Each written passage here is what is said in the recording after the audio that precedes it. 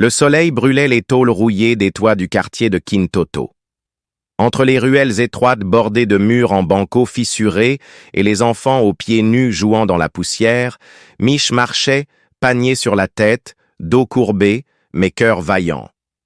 À 42 ans, cette mère célibataire portait sur ses épaules le poids d'une vie rude, mais jamais elle ne pliait. Ses 3 enfants, Loba, 16 ans, Yele, 11 ans, et le petit Timo, à peine 5 ans, étaient son monde, son souffle, sa mission. Chaque matin, elle se levait avant l'appel du muezzin pour cuire les beignets qu'elle vendait au marché de Nkalayi.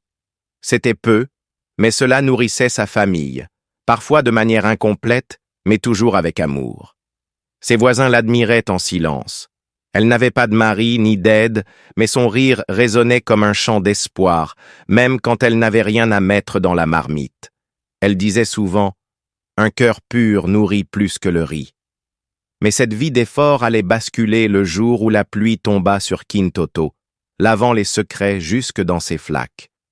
Ce soir-là, les éclairs fendèrent le ciel comme des fouets divins. Mich rentrait tard du marché, sa bassine vide et ses pieds fatigués. Les enfants l'attendaient à la maison avec des yeux pleins d'espérance. Elle n'avait que quelques morceaux de manioc et un peu de poisson fumé à leur offrir. Elle accéléra le pas quand elle entendit un cri bref, presque étouffé, venant de l'allée entre les 2 maisons en ruine près du pont de fer. Curieuse et inquiète, elle s'y aventura, éclairée par la lampe de poche fixée à son téléphone.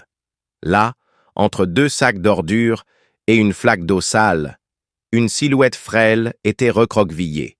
Une jeune fille. Elle portait des vêtements déchirés, ses pieds nus couverts de plaies. Son visage était sale, mais ses yeux brillaient comme 2 lunes perdues. « Ma fille » s'écria Mich. « Que fais-tu ici » Pas de réponse, seulement un regard paniqué, animal. Mich tendit la main. L'adolescente recula.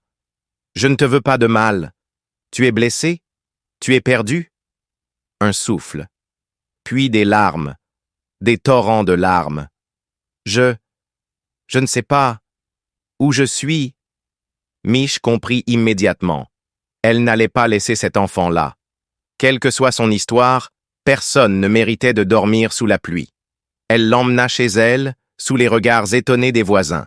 Le lendemain matin, alors que le ciel s'éclaircissait, la mystérieuse fille ouvrit les yeux sur le petit salon de Mich. Timo dormait contre elle, sans peur. Loba et Yele préparaient l'eau chaude pour la toilette. « Bonjour, ma fille » dit Mich en posant une tasse de bouillie devant elle. « Tu as faim » La jeune fille hocha la tête. Elle avala lentement la bouillie, les yeux embués. « Comment tu t'appelles » demanda doucement Mich. Silence. Puis une réponse à peine audible. « Je ne sais pas. Tu ne te souviens pas ?»« Non, juste des images. Une voiture noire, un cri, et puis rien. » Mich se pinça les lèvres. Elle avait vu des cas semblables, souvent à la télévision. Trafic humain, enlèvement, fugue. Elle n'en savait rien. Mais une chose était sûre, cette fille était en danger, et elle avait besoin d'aide. « Tu peux rester ici le temps qu'il faut, » dit-elle avec douceur. « Je t'appellerai Kémi, ça te va ?» La fille hocha la tête. Pour la première fois, un petit sourire naquit sur ses lèvres. Mais dans l'ombre, une voiture de luxe roulait dans les quartiers chics de la capitale. À son bord, un homme au visage tendu tenait une photo froissée, celle de Kémi.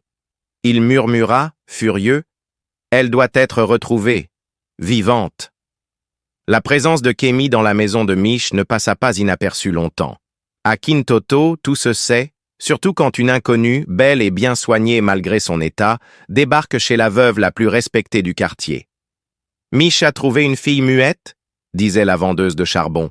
« Non, elle parle, mais elle ne se souvient de rien. »« C'est louche » ajoutait le vieux Samba, toujours assis à l'ombre du fromager. Les rumeurs allaient bon train. Certains parlaient d'une voleuse en fuite, d'autres d'une fille de riche fugitive. Pourtant, Mich tenait bon. Elle refusait d'écouter les médisances. Elle avait vu la peur dans les yeux de Kémi, et cela lui suffisait. « J'ai pas besoin de savoir qui elle était pour savoir qu'elle a besoin d'amour. » répétait-elle à qui voulait l'entendre. Kémy, de son côté, s'intégrait lentement à la maison. Elle aidait Yélé à laver les habits, jouait avec Timo et écoutait attentivement les histoires de Mich le soir. Mais parfois, dans ses cauchemars, elle criait un prénom, Abel. Puis elle se réveillait, trempée de sueur, le regard perdu vers un passé qu'elle ne retrouvait pas. Les semaines passèrent. Kémy semblait s'épanouir dans la maison de Mich. Même sans mémoire, elle révélait des gestes et réflexes d'une éducation raffinée. Sa façon de plier les vêtements, de tenir la cuillère ou de parler un français presque parfait. Loba, l'aîné de Mich, fut le premier à le remarquer. « Maman, tu vois pas? Cette fille n'est pas comme nous. Elle vient d'un autre monde. Peut-être, mais son cœur est ici avec nous. » Un après-midi, alors que Mich et Kémy lavaient le linge au bord du ruisseau, Kémy posa timidement une question. « Maman Mich, pourquoi tu m'as accueilli? Tu ne me connaissais pas. Parce que Dieu m'a mis sur ton chemin, et quand il met quelqu'un devant toi, ce n'est pas pour que tu le regardes passer. » Kémy baissa les yeux, ému. « Je veux te rendre ce que tu m'as donné. Je veux travailler, t'aider. Tu m'aides déjà, ma fille. Ton sourire suffit. » Mais au fond d'elle, Kémy sentait qu'un jour, elle devrait faire plus, et que tôt ou tard, la vérité referait surface. Dans un bureau climatisé de la capitale, l'homme au visage dur, M. Donzo, serrait les poings. « Toujours aucune trace d'elle » rugit-il. « Non, monsieur. La police a fouillé tous les hôtels, les cliniques, les commissariats. Rien. Et la rançon? Ils n'ont jamais appelé. Ce n'est pas un kidnapping classique. » M. Donzo se leva. Il fixa la photo de Kémy posée sur son bureau. Jeune, radieuse, dans une robe de cérémonie. Elle a disparu une semaine avant la signature des documents. Si elle ne revient pas avant le 30 du mois, tout l'héritage retourne au conseil d'administration. Vous pensez qu'elle a été enlevée pour ça? Non. Je pense qu'elle a été cachée. Ou qu'elle fuit. Mais on va la retrouver. Ce que M. Donzo ignorait, c'est que Kémy n'avait pas fui. Elle avait été droguée, puis abandonnée, par des gens très proches, des gens qui voulèrent sa part de l'héritage. Et dans les rues poussiéreuses de Kintoto, elle vivait sans savoir que sa vie valait des milliards. Un matin, alors que Mich revenait du marché, elle trouva Kémy figée devant la télé du vieux bar du quartier. Tous les enfants étaient rassemblés là. À l'écran, une présentatrice, le visage grave. La jeune héritière Kémy Awa Kinte, fille unique du défunt magnate Ibrahim Kinte, reste introuvable depuis plus d'un mois. Sa disparition plonge le pays dans la stupeur. Toute personne disposant d'informations est priée de contacter la Fondation Kinte. Une récompense de 100 millions de francs est promise à celui qui aidera à la retrouver. Kémy chancela.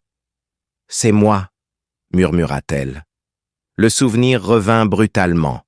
Le manoir, la voiture, la dispute avec l'oncle Donzo et le visage d'un chauffeur qui l'avait trahi. Elle courut jusqu'à la maison. Mich la suivit. « Maman Mich, je sais qui je suis. Mon nom est Kémy Awa Kinte. Je suis riche, ou du moins, je l'étais. » Mich la regarda longtemps, sans dire un mot. Puis elle la prit dans ses bras. « Tu es toujours ma fille, avec ou sans milliards. » Kémy pleura, mais cette fois, ce n'était plus des larmes de peur, c'était des larmes de vérité. Le retour de la mémoire de Kémy changea tout. Pour elle, d'abord. Et pour Mich, chaque jour, de nouveaux souvenirs remontaient. Son père, l'empire industriel qu'il avait bâti, les fêtes mondaines, les obligations, les jalousies, et surtout, son oncle Donzo, homme rusé et cruel, qui, depuis la mort de son père, tentait de prendre le contrôle de l'entreprise familiale. Kémy se souvenait du jour de sa disparition. Elle avait découvert que Donzo détournait des fonds. Elle voulait tout dénoncer. Mais il avait agi avant. Une injection, un trou noir, puis le ruisseau, la pluie, Mich. Elle avait deux choix à présent. Revenir dans son monde pour reprendre ce qui lui revenait, ou rester dans l'anonymat et la paix avec Mich et les enfants. Mais elle savait que fuir, ce serait laisser Donzo gagner. « Maman Mich, Je dois y retourner. Pas pour l'argent, pour réparer les injustices. Je comprends, ma fille, mais promets-moi que tu ne changeras pas. Ce monde-là n'est pas tendre. Je ne suis plus seul, dit Kémy. Grâce à toi, j'ai des racines. Le lendemain, elle appela la fondation. 3 heures plus tard, une voiture noire arriva à Kintoto. Les gens sortirent. Les enfants crièrent. Miche restait droite, digne. Kémy lui serra la main longtemps, puis entra dans la voiture. Elle allait affronter son destin. À la une des journaux, le lendemain, Kémy Kinteh retrouvée vivante. L'héritière fait une déclaration choc. Devant les caméras, vêtue simplement, Kémy raconta tout. La trahison, l'abandon, le quartier de Kintoto, la femme qui l'avait sauvée sans rien demander. Si je suis vivante, c'est grâce à une femme pauvre, mais dont le cœur est plus riche que tout ce que vous voyez ici. Elle refusa de reprendre sa place tant que justice ne serait pas rendue. L'enquête fut rouverte. Donzo fut arrêté. Les comptes falsifiés furent exposés. En quelques semaines, Kémy devint une légende. Une héritière revenue du néant, guidée par l'amour d'une mère qui n'était pas la sienne. Mais elle n'oublia jamais d'où elle venait. 1 mois plus tard, un cortège entra dans Kintoto. Kémy descendit d'un 4x4, vêtue d'un pagne simple. Derrière elle, des camions apportèrent du matériel, des vivres, des livres. Elle alla frapper à la porte de Miche. Celle-ci, émue, la serra fort. « Je t'avais dit que tu reviendrais, » dit-elle, souriant. « Pas sans toi. » Une fondation vit le jour. La maison de Kémy et Miche, dédiée aux femmes en détresse et aux enfants sans repère. Miche fut nommée présidente d'honneur. Elle ne comprenait pas tous les discours, ni les caméras, mais elle savait qu'elle faisait le bien, et que son geste d'un soir avait changé des vies. Kémy, elle, partageait son temps entre ses fonctions d'administratrice de l'entreprise Kinteh et ses engagements humanitaires. Elle refusait de vivre dans le luxe sans partager. Elle fit construire une belle maison à Kintoto, à côté de l'ancienne. Elle y revint souvent, en pagne et sandales, car c'est là que son cœur avait été sauvé. Loba, Yélé et Timo allèrent dans de bonnes écoles. Mais ils n'oublieront jamais que tout avait commencé avec un bol de bouillie, une pluie battante et une mère qui n'avait rien, sauf l'essentiel. Et dans ce coin d'Afrique, une légende naquit, celle d'une femme pauvre qui avait sauvé une fille perdue, sans savoir qu'elle sauvait aussi un empire.